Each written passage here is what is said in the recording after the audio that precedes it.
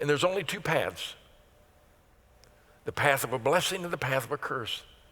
You do what God tells you to do and live according to the principles that he's given, and he promises us victory, or you turn in rebellion against him and will face his wrath.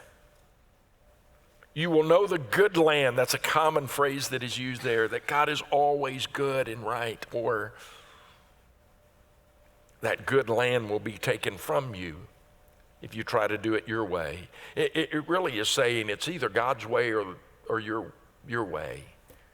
God's way is victory every day. Your way is defeat.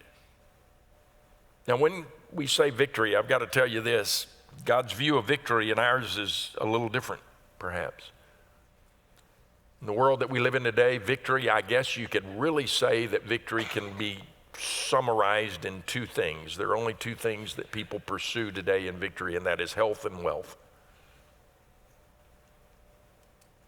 But the amazing thing about the world's view of victory as health and wealth is that neither one of those two are attainable. They're both fleeting, aren't they? You'll never meet a rich person who has enough. How much is enough? Do you make enough right now? No, we never make enough. We always, but there's no satisfaction to the world's definition of victory. You'll never get there. What about health?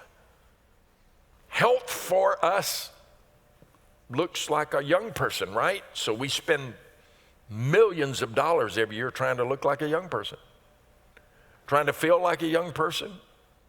We're looking for that, constantly looking for that fountain of youth, and guess what? You just get older and older and older every day.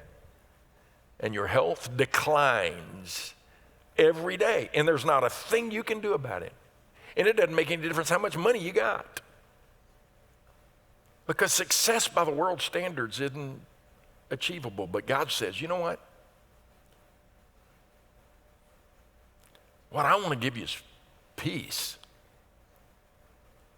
What I want to give you is contentment. I want you to live in this world with contentment and peace, and I'm good, and life is good, and God is good, and I give myself to something bigger than me so that I receive the torch and I pass the torch to the next generation.